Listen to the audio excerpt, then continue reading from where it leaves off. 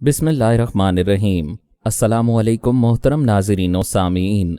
आप सुन रहे हैं शनाख्त, जिसके मुसन्निफ़ हैं मोहतरम तारिक इस्माइल सागर साहब और मैं हूं डॉक्टर मोहम्मद उनीब सलीमी। तो आइए बढ़ते हैं कहानी की जानिब। एक साजिश के तहत गलत इत्तलाआत की बुनियाद पर खबरें और मुबाहिस टीवी चैनल्स पर दिखाई दिए और ऐसा कन्फ्यूजन फैला जिसने पाकिस्तान दुश्मन एजेंसियों का काम बहुत आसान कर दिया। वो दरअसल यही कुछ चाहते थे और ये सारा गोरख धंधा एक साजिश के तहत चलाया और फैलाया जा रहा था। मकामी आबादी जो पाकिस्तानी कबाइल पर मुश्तमिल थी, अपनी मजहबी और कबायली रिवायात की वजह से अपने मेहमानों को पनाह देने के पाबंद थे। उनके नज़दीक उनके तमाम मेहमान मुजाहिद थे, खा उनका ताल्लुक दुनिया के किसी भी मुल्क से हो, क्योंकि मकामी उलमाए कराम ने उन्हें बताया था कि इस्लाम मुल्क व मिल्लत की तमीज़ नहीं रखता, यहाँ अरबी व अजमी सब बराबर हैं। इस्लामी तालीमात के मुताबिक ये बात तो सच थी, लेकिन इस सच का इंतहाई गलत और भयानक इस्तेमाल हुआ। गैर मुल्की मुजाहिदीन ने, जिनकी जेबें डॉलरों से भरी रहती थीं, मकामी कबाइल की गुर्बत का फ़ायदा इस्लाम के मुकद्दस नाम पर उठाया और उनके दिलों में जगह बनाने के लिए ना सिर्फ उन डॉलरों का नाजायज़ इस्तेमाल करके उनकी बच्चियों के रिश्ते हासिल किए, बल्कि उन्हें अपना मुकम्मल हम ख्याल भी बना लिया। मकामी कबाइल ने तो अंसार और मुहाजिरीन की सुन्नत को जिंदा करते हुए ये कुर्बानियाँ दी थीं, लेकिन वो बेचारे ये समझ ही ना सके कि उनके साथ क्या घनौना खेल रचाया गया है। ये गैर मुल्की मुजाहिदीन जो ढंग से मकामी ज़ुबान भी नहीं बोल सकते थे, उनके रिश्तेदार बन गए। उनकी औलादें पैदा हो गईं तो उन मुजाहिदीन को पाकिस्तान से बेदखल करने का कोई कानूनी और इखलाकी जवाज़ भी बाकी ना रहा। यही वजह है कि जब हुकूमत ने वज़ीरिस्तान में पहला मुआहिदा किया तो ये पेशकश भी कर दी कि जो गैर मुल्की मुजाहिद सरेंडर करेगा उसे आमान और पाकिस्तानी शहरियत दी जाएगी। जमाल शील्ड रूफ के साथ उस वक्त भी 2 मकामी मुजाहिद उसके गार्ड्स की हैसियत से आए थे, जो रिश्ते में उसके साले भी लगते थे। ये लोग चूंकि मकामी रास्तों और रवायात को अच्छी तरह जानते थे, इसलिए उनकी मौजूदगी जमाल शील्ड रूफ के लिए ढाल का काम दे रही थी।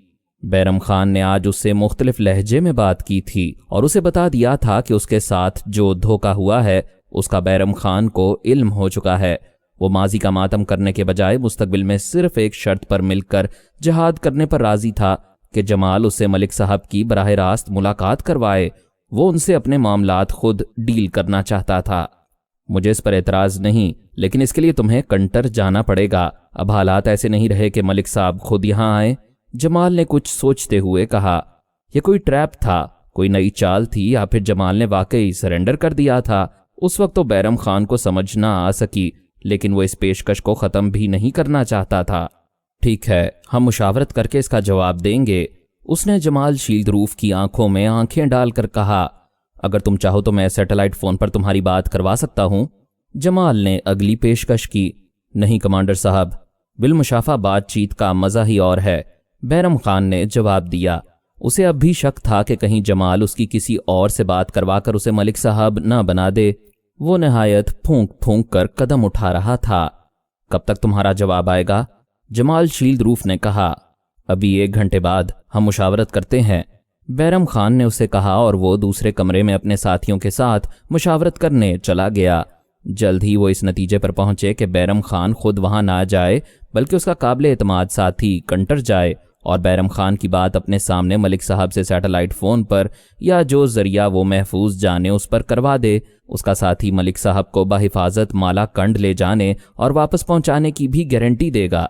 जब वो अपने इस फैसले के साथ जमाल शील्ड रूफ के पास पहुंचा तो जमाल को यकीन हो गया कि उसका साबका अब पहले वाले बैरम खान से नहीं, बल्कि एक चलाक, होशियार, ज़माना साज और वक्त की नज़ाकत को समझकर चाल चलने वाले कमांडर से है। उसके लिए फिल वक्त बैरम खान को हाँ कहने के अलावा कोई और रास्ता ही बाकी नहीं बचा था, क्योंकि उसकी छठी हिस्स ने उसे समझा दिया था कि वो एक तरह से यहाँ यरगमाल बना हुआ है। गो के मकामी रवायात के मुताबिक इस बात का तसव्वुर भी नहीं किया जा सकता कि कोई मुजाहिद या मकामी कबाइल से ताल्लुक़ रखने वाला शख्स दूसरे को अपने ठिकाने पर बुलाकर कत्ल कर सके। इस तरह कबाइल के दरमियान नस्ल दर नस्ल दुश्मनियाँ पैदा हो जाती हैं और यूं भी अब जमाल शील्ड रूफ वज़ीरिस्तान के एक मुअज़्ज़ज़ घराने का दामाद था। लेकिन जमाल शील्ड रूफ को समझ आ गई थी कि बैरम खान उसके साथ कुछ भी कर सकता है, क्योंकि इस हवाले से उसका माजी भी बहुत अच्छा नहीं था। اس نے بھی اپنے 3 اہم ساتھیوں کو صرف حصے داری کے چکر میں ایک ایک کر کے اس طرح فارغ کروا دیا تھا کہ اس بات کا علم بیرم خان کو اس لیے ہے کہ ایک ساتھی کے قتل کی سازش میں اس نے مرکزی کردار ادا کیا تھا۔ ٹھیک ہے، اگلے 2-3 روز میں یہ کام ہو جانا چاہیے، حالات آپ کے سامنے ہیں، بیرم خان نے کہا۔ تھوڑی دیر بعد وہ ایک دوسرے کے ساتھ بڑی منافقت سے بغل گیر ہو کر ایک دوسرے کو الوداع کہہ رہے تھے۔ اس ملاقات کے تیسرے ہی روز بیرم خان کو جمال کا پیغام مل گیا کہ ملک صاحب اس سے پاک افغان سرحد کے ایک محفوظ مقام پر ملاقات کے لیے تیار ہیں۔ جس جگہ اس نے نشاندہی کی تھی وہ تھا تو پاکستانی علاقہ، لیکن بیرم خان جانتا تھا کہ پاکستانی سیکیورٹی فورسز کبھی اس طرف نہیں جاتی، کیونکہ اس طرف سے ابھی تک کوئی غلط اطلاع نہیں ملی تھی۔ اس مرحلے پر اس نے اپنی پلاننگ میں ڈرامائی تبدیلی کرتے ہوئے ملک صاحب سے خود براہ راست مذاکرات کرنے کا منصوبہ بنایا، لیکن اس کی خبر اس نے دونوں ہی کو نہ ہونے دی۔ ملاقات کے لیے چونکہ رات کا وقت طے ہوا تھا، بیرم خان کی طرف سے جمال شیلدروف کو پیغام ملا کہ ان کے 3 ساتھی ملاقات کے لیے آئیں گے۔ ایک ملاقات کرے گا، باقی 2 اس کے محافظ ہیں جو صرف حفاظت کے لیے ساتھ جا رہے ہیں۔ اس نے جمال شیلدروف کو پیغام دیا تھا کہ جو بھی مقامی بندوبست ہوا وہ کسی کے سامنے خود کو نمایاں نہیں کریں گے، نہ ہی ملک صاحب کے علاوہ کسی اور پر اپنی شناخت ظاہر کریں گے۔ جمال کو بھلا اس پر کیا اعتراض ہو سکتا تھا؟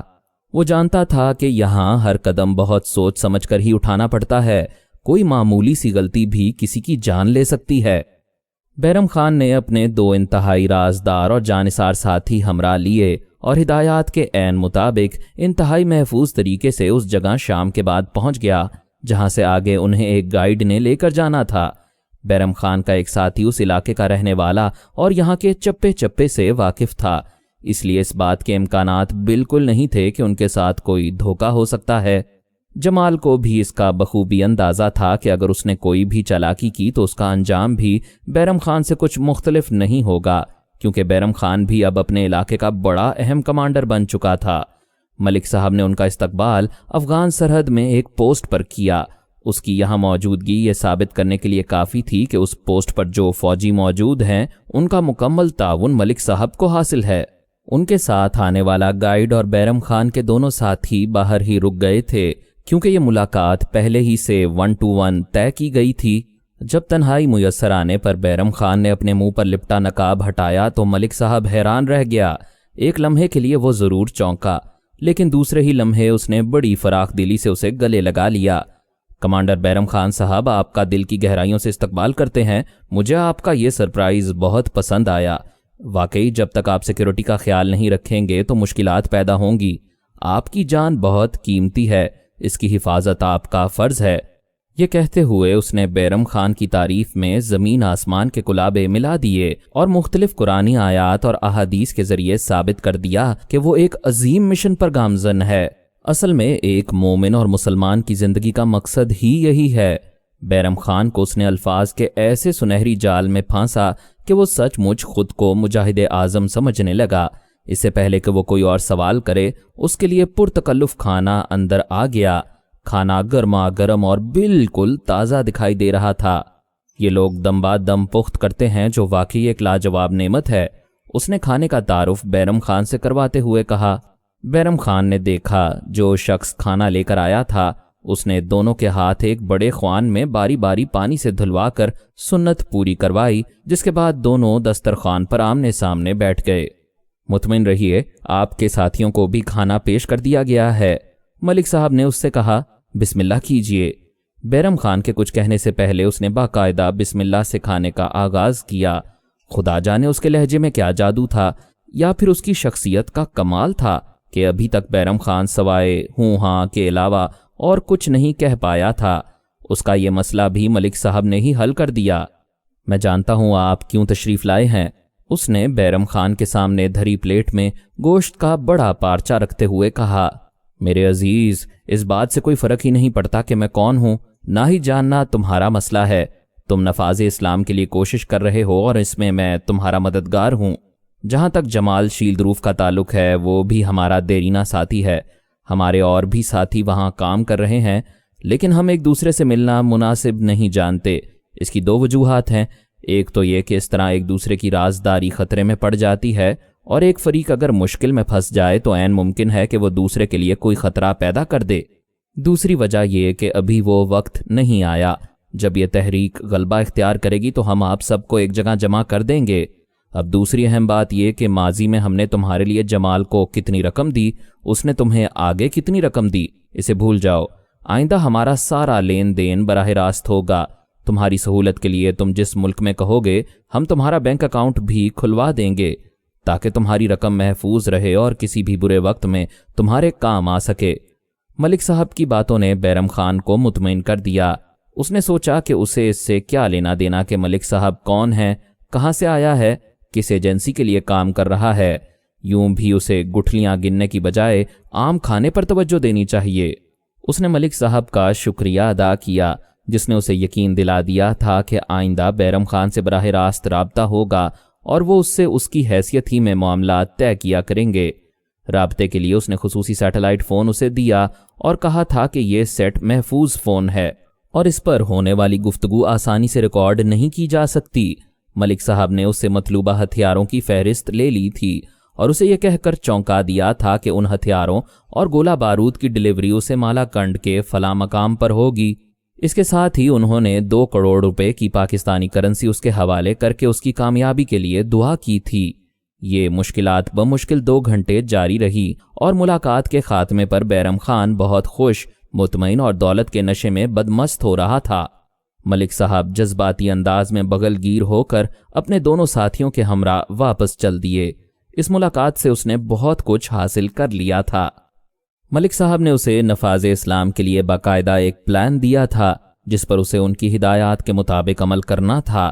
اپنے علاقے میں پہنچنے کے تیسرے ہی روز اس نے مقامی علماء کرام کو ایک پرتکلف عشائیے پر اکٹھا کیا۔ ان کے سامنے پہلے ایک جذباتی تقریر کی، جس میں کہا کہ ان پر جو تباہی آئی ہوئی ہے اس کی وجہ صرف اسلام سے دوری ہے۔ یہ ملک اسلام کے نام پر ہی حاصل کیا گیا تھا اور یہاں پر غیر اسلامی کام سرے عام ہو رہا ہے۔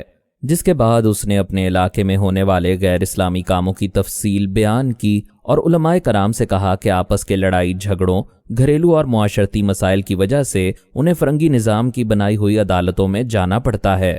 یہ عدالتیں انصاف تو کیا دیں گی، سائل کو ہی زندہ درگور کر دیتی ہیں۔ اس نے کہا کہ سوات کے عوام کا دیرینہ مطالبہ ہے کہ یہاں اسلامی عدالتیں قائم کی جائیں، لیکن حکومت اس پر کان نہیں دھرتی، جبکہ ماضی میں اس سلسلے میں کئی تحریکیں بھی چل چکی ہیں۔ اب انہوں نے فیصلہ کیا ہے کہ سوات کے عوام کو سرکاری عدالتوں کے بجائے ان کی جماعت اصلاح امت کی طرف سے قائم کی گئی عدالتوں میں فوری اور مفت انصاف ملے گا۔ اس کے ساتھ ہی اس نے عدالت کے ججوں کے لیے 3 ناموں کا اعلان کر دیا۔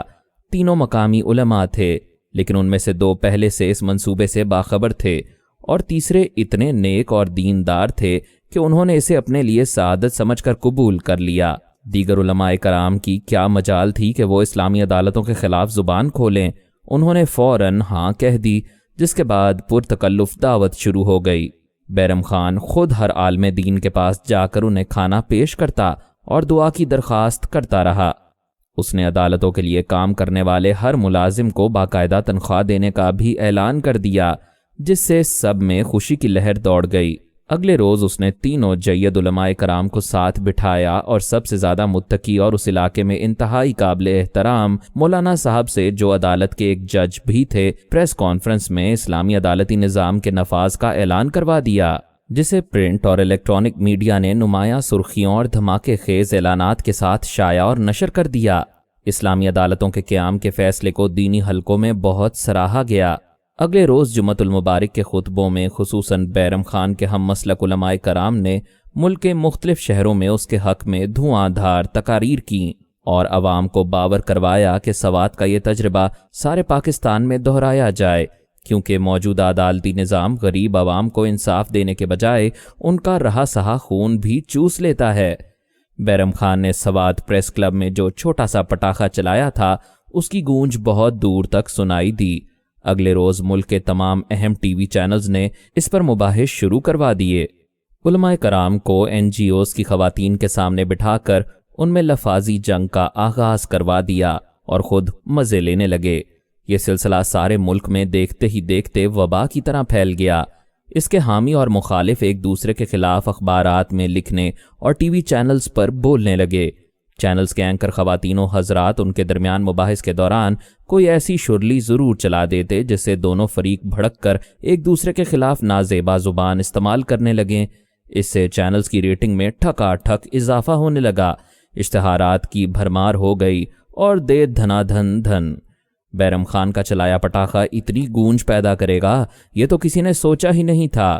ملک صاحب کے بریگیڈیئر سہنا کے سامنے زبردست نمبر بن گئے تھے اور انہیں اسٹرام ٹروپر طوفانی فوج میں نمایاں حیثیت حاصل ہو گئی۔ انہیں ہدایت جاری ہوئی کہ بیرم خان کے منہ سے کوئی خواہش نکلنے سے پہلے پوری کر دی جائے۔ بریگیڈیئر سہنا نے انوپ ملک کو مکمل فری ہینڈ دے دیا تھا۔ اسے کہا گیا تھا کہ دنیا کی جس کرنسی میں بھی بیرم خان کی ڈیمانڈ ہو وہ اسے مہیا کی جائے۔ حوالدار دلبر جان اور اس کے دونوں ساتھی ڈیوٹی سے فارغ ہو کر اپنے گھروں کو جا رہے تھے۔ اگلے روز چونکہ چھٹی تھی اور ان کا معمول تھا کہ چھٹی گھر پر ہی گزارتے تھے، وہ تھانے سے نکل کر پیدل ہی چل پڑے۔ اتفاق سے دلبر جان اور اس کے دونوں ساتھی قریبی گاؤں کے رہنے والے تھے۔ دلبر جان اور سپاہی مستی خان ایک گاؤں اور سپاہی نبی شیر خان دوسرے گاؤں میں رہتے تھے۔ انہیں معمول کے مطابق قریباً آدھا گھنٹہ پیدل سفر کر کے اپنے گھروں تک پہنچنا تھا۔ شام کے بعد یوں بھی اس علاقے میں کسی سواری کا تصور نہیں کیا جا سکتا تھا، لیکن سواری ہوتی بھی تو وہ پیدل ہی سفر کرتے کیونکہ یہی ان کا معمول تھا۔ اس طرح انہیں باتیں کرتے ہوئے سفر کٹنے کا احساس ہی نہیں ہوتا تھا۔ تینوں قدرے اونچی آواز میں باتیں کرتے جا رہے تھے۔ اب وہ پہلی پہاڑی عبور کرنے کے بعد گھنے درختوں کے درمیان سے گزرتے ہوئے ایک شارٹ کٹ راستے کی طرف جا رہے تھے، جس کے بعد آنے والی پہاڑی سے اترنے کے بعد وہ اپنے گھروں تک پہنچ جاتے۔ تینوں چلتے چلتے اچانک یوں رکے جیسے کسی نے ان پر جادو کر کے پتھر کا بنا دیا ہو۔ اچانک ہی ان کے چاروں اطراف چھپے ہوئے گن بردار نقاب پوش ان کے سروں پر پہنچ گئے۔ انہوں نے تینوں کو ہینڈز اپ کا حکم دیا تھا۔ یہ صورتحال ایسی اچانک اور پریشان کن تھی کہ چند لمحوں کے لیے تو تینوں ہی کو سمجھ ہی نہ آیا کہ ان کے ساتھ کیا حادثہ ہو گیا ہے۔ انہوں نے کبھی تصور بھی نہیں کیا ہوگا۔ دلبر جان گزشتہ 20 سال سے پولیس ملازمت کر رہا تھا۔ اس کی ملازمت کے 15 سال سوات میں گزرے تھے۔ دونوں سپاہی بھی 10-12 سال سے یہاں فرائض انجام دے رہے تھے۔ اس علاقے کے عوام تو کیا، درخت اور پہاڑ بھی ان سے آشنائی رکھتے تھے، لیکن یہ کون لوگ تھے جنہوں نے انہیں اپنے گھیرے میں لے رکھا تھا؟ کون ہو تم؟ جانتے نہیں کہ ہم پولیس والے ہیں؟ دلبر جان نے یہ سوچ کر کہ شاید یہ کوئی ڈاکو ہیں سبلتے ہوئے کہا، چپ چاپ ہمارے احکامات کی تعمیل کرتے رہو، ورنہ یاد رکھنا ایسی موت مرو گے جس کا تم نے کبھی تصور بھی نہیں کیا ہوگا۔ جواب بھی اسے پشتو ہی میں ملا تھا، لیکن اس نے اندازہ لگا لیا کہ یہ مقامی لہجہ نہیں، بولنے والے کا تعلق سوات سے نہیں ہو سکتا۔ کون ہو تم؟ کیا چاہتے ہو؟ سپاہی شیر خان نے قدرے غصے سے کہا۔ خبردار، اگر دوبارہ زبان سے ایک لفظ بھی نکالا، چپ چاپ کمانڈر صاحب کے حکم کی تعمیل کرو، دوسرے نقاب پوش نے غصے سے کہا۔ جواب میں ابھی شیر خان نے منہ ہی کھولا تھا جب ایک رائفل کا بٹ اس کی کمر میں کسی ظالم نے اتنے زور سے مارا کہ وہ منہ کے بل زمین پر گر پڑا۔ دلبر جان اور اس کے ساتھی کو غصہ تو بہت آیا، لیکن دونوں سمجھ گئے کہ فی الوقت ان کے لیے خاموش رہنا ہی بہتر ہے۔ زمین پر بیٹھ جاؤ، اگلا حکم ملا اور دونوں پاؤں پر زمین پر بیٹھ گئے۔ اس اثنا میں درد سے بے حال شیر خان بھی تل ملا کر اٹھا اور چاہا کہ بٹ مارنے والے کی طرف بڑھے، لیکن دوسرے ہی لمحے بندوق کی نالی اس کی کنپٹی سے بڑی سختی سے چمٹ گئی۔ اگر ایک قدم بھی آگے بڑھایا تو ابھی خلاص کر دوں گا۔ بولنے والے کا لہجہ ایسا خوفناک تھا کہ تینوں کو یقین ہو گیا کہ اگر انہوں نے ان کے احکامات کی تعمیل نہ کی تو انہیں واقعی مار دیا جائے گا۔ انہوں نے شیر خان کو بھی اسی پوزیشن میں بٹھا دیا اور تینوں کی آنکھوں پر پٹیاں باندھنے کے بعد ان کے بازو بھی پشت پر باندھ دیے، جس کے بعد ان کے بازو پکڑ کر چلنا شروع کیا اور قریباً آدھے گھنٹے تک چلتے رہے۔ تینوں کو اس بات کا بخوبی اندازہ ہو گیا تھا کہ وہ انہیں ابھی وہیں چکر دلا رہے تھے، کیونکہ وہ اس علاقے کا سفر آنکھیں بند کر کے کر سکتے تھے۔ قریباً آدھا گھنٹہ گزرنے کے بعد انہیں رکنے کا حکم ملا، جس کے بعد ایک گاڑی کے رکنے کی آواز سنائی دی اور انہیں اندازہ ہو گیا کہ اب وہ سڑک پر موجود ہیں۔ تینوں کو اس وہیکل میں سوار کروانے کے بعد وہ چل دیے اور اس مرتبہ قریباً 1.5-2 گھنٹے کے بعد انہیں جہاں پہنچایا گیا وہ بھی کوئی پہاڑی علاقہ ہی تھا، جہاں تینوں کو اترنے کے بعد ایک مرتبہ پھر پیدل چلنے کا حکم ملا۔ اس مرتبہ بھی سفر قریباً 1.25 گھنٹے پر محیط تھا۔ مسلسل پیدل چلنے سے وہ بے حال ہو رہے تھے۔ جب انہیں ایک بڑے کمرے میں دھکیل کر ان کی آنکھوں سے پٹی اتارنے کے بعد کمرے کو باہر سے تالا لگا دیا گیا۔ اندھیرا ہونے کی وجہ سے کچھ ڈھنگ سے دکھائی بھی نہیں دیتا تھا اور نہ ہی انہیں ابھی تک اس بات کا علم ہوا تھا کہ وہ کہاں ہیں۔ تینوں تھوڑی دیر چپ چاپ بیٹھے رہے، پھر حوالدار دلبر جان نے ہی خاموشی کے طلسم کو توڑا۔ کون ہیں یہ لوگ؟ دہشت گرد؟ میرے خیال سے وہی گروپ ہے جس نے تھانے کی دیوار پر اپنا اشتہار لگایا تھا، سپاہی شیر خان نے کہا۔ اوہ تو یہ بات ہے، ان کے تیسرے ساتھی نے ٹھنڈی سانس لی۔ اللہ خیر کرے گا، ہم سے انہیں کیا دشمنی ہو سکتی ہے، ہم تو چھوٹے سے سرکاری ملازم ہیں۔ دلبر جان نے انہیں اپنی دانست میں حوصلہ دیا۔ کہاں غائب ہو گئے؟ شیر خان بڑبڑایا۔ دیکھتا ہوں۔ یہ کہہ کر دلبر جان نے دروازہ پیٹنا شروع کیا تو اگلے ہی لمحے دو مسلح نوجوان اس کے سامنے موجود تھے۔ ایک نے ہاتھ میں پکڑی ٹارچ اور دوسرے نے کلاشنکوف ان کی طرف تان رکھی تھی۔ کیا بات ہے، کیوں شور مچا رہے ہو؟ بندوق بردار نے غصے سے پھنکارتے ہوئے کہا۔ بتاتے کیوں نہیں؟ ہم پولیس ملازم ہیں، ہمیں کیوں پکڑا ہے تم نے؟ کون ہو تم؟ دلبر جان کو اب غصہ آنے لگا تھا۔ اگر زیادہ بک بک کی تو ابھی گردن کاٹ کر جسم سے الگ کر دوں گا۔ خاموشی سے بیٹھے رہو، صبح امیر صاحب آئے گا تو سب پتہ چل جائے گا۔ اس نے تنبیہ کی۔ دیکھو بھائی، ہم نے عشاء کی نماز پڑھنی ہے، اس کا تو بندوبست کر دو۔ سپاہی شیر خان نے حکمت سے کام لیا۔ تم لوگ مرتد ہو، تم دین سے خارج ہو چکے ہو، تمہاری نماز کچھ اہمیت نہیں رکھتی۔ اس مرتبہ ٹارچ والے نے کہا۔ دلبر جان کو غصہ تو بہت آیا، لیکن یہ بات وہ بھی جانتا تھا کہ اس غصے کے اظہار کا یہ مناسب موقع نہیں۔ خبردار اگر اب کسی نے آواز لگائی۔ بندوق بردار نے دھمکی دی اور دونوں اندھیرے کا حصہ بن گئے۔ تینوں آپس میں باتیں کر کے اپنے خدشات کا اظہار کرتے رہے۔ بالآخر اسی طرح فرش پر بچھی ایک صف پر لیٹ گئے، لیکن نیند ان کی آنکھوں سے کوسوں دور تھی۔ تینوں اپنی جگہ پریشان لیکن اس بات پر مطمئن تھے کہ جلد یا بدیر پولیس میں ان کے ساتھی ان کی مدد کو ضرور آئیں گے۔ رات انہوں نے بہت بے چینی سے جیسے تیسے بسر کی۔ ابھی تک کسی نے انہیں پانی تک نہیں پوچھا تھا، نہ ہی اس کے بعد کوئی ان کی کوٹھڑی کے نزدیک آیا تھا۔ دلبر جان نے پہلے یہاں سے فرار کی تجویز دی تھی، لیکن تینوں ابھی تک دروازہ یا کھڑکی کو اپنی جگہ سے جنبش بھی نہیں دے سکے تھے۔ زیادہ زور وہ اس خوف سے نہیں لگا رہے تھے مبادا کوئی دہشت گرد باخبر نہ ہو جائے۔ الصبا انہیں 5-6 مسلح دہشت گردوں نے، جنہوں نے اپنے چہرے چھپائے ہوئے تھے، کوٹھڑی سے نکالا اور اپنے امیر کے سامنے پیش کر دیا۔ امیر کے چہرے پر نظر پڑتے ہی سب چونک گئے۔ بیرم خان تم؟ بے ساختہ دلبر جان کے منہ سے نکلا۔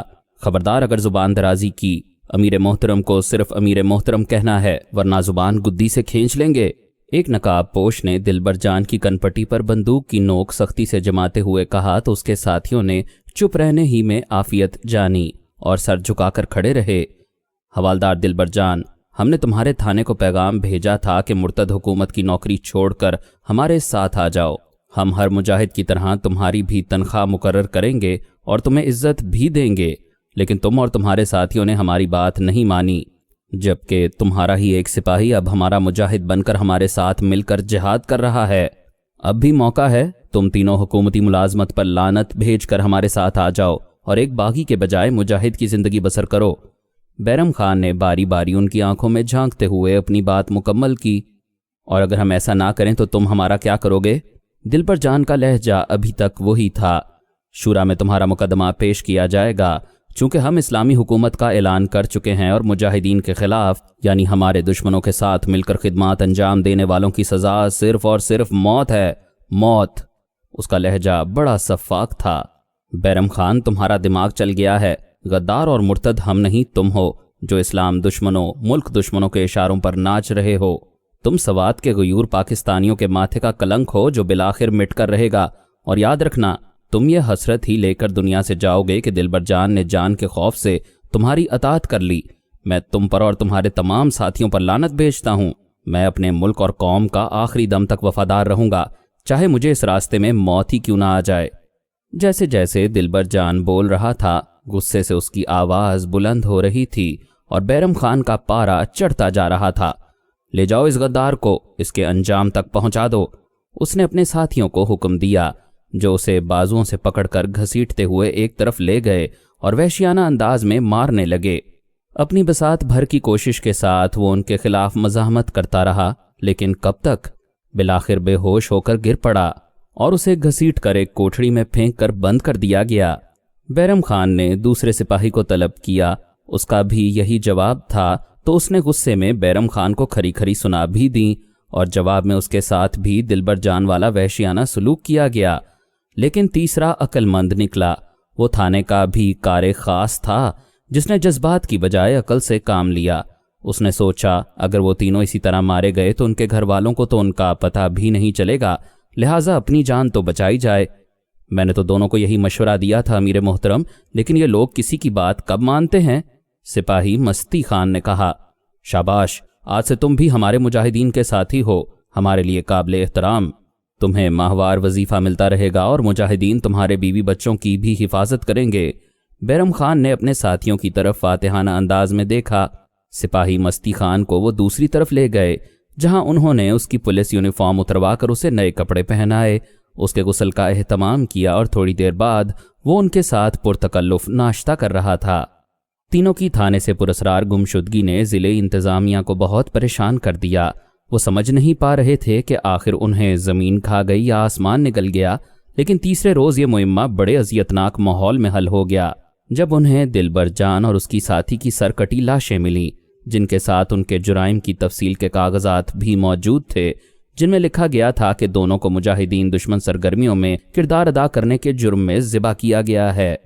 اس سے پہلے گو کے بچیوں کے اسکولوں کو دھماکوں سے اڑانے کے واقعات ہو چکے تھے، لیکن اس نوعیت کی سفاک دہشت گردی تو کسی کے وہم و گمان میں بھی نہیں تھی۔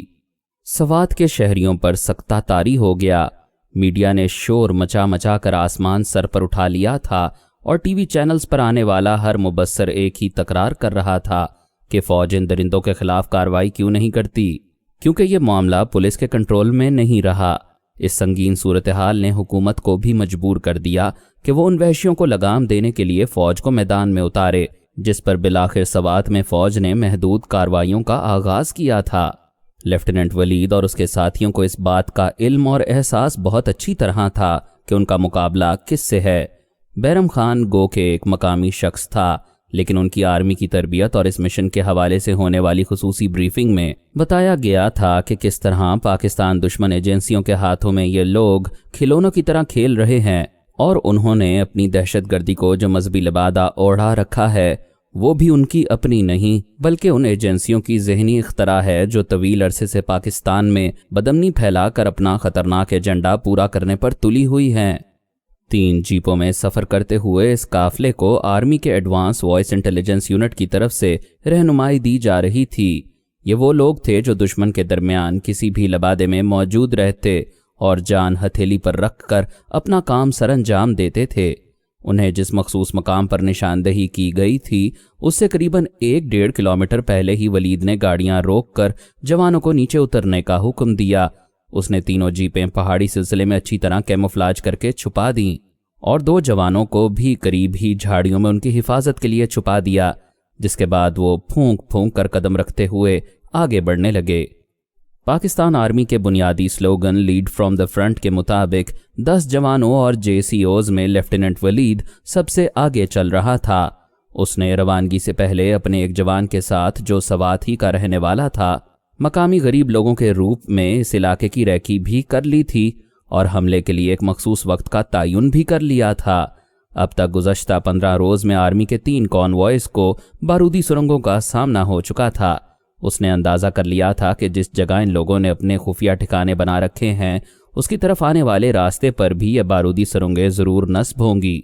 حوالدار شیر افغن اس وقت حیران رہ گیا جب اچانک اس کے کمانڈر لیفٹیننٹ ولید نے اسے حکم دیا کہ وہ روایتی اور پہلے سے طے شدہ راستے کی بجائے ایک غیر روایتی اور محفوظ راستے سے اچانک دہشت گردوں کے سروں پر پہنچ کر انہیں سرپرائز دیں گے۔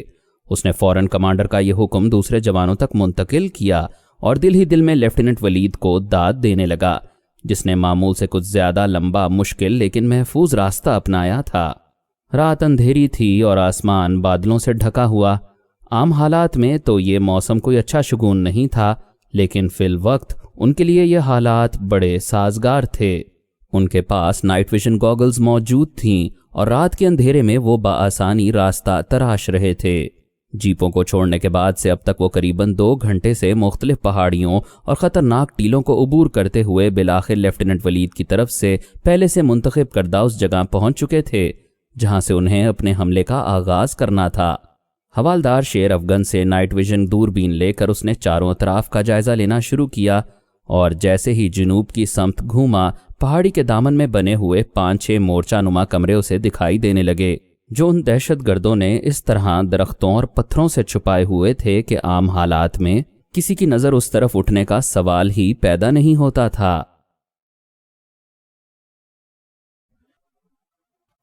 मज़ीद अक़सात सुनने के लिए हमारे चैनल को सब्सक्राइब करें और बेल आइकन को क्लिक करें ताकि आपको हमारी हर आने वाली नई वीडियो की नोटिफिकेशन मिलती रहे। हमारी वीडियोस को लाइक और शेयर करें और कमेंट सेक्शन में हमें अपनी राय से आगाह करते रहें।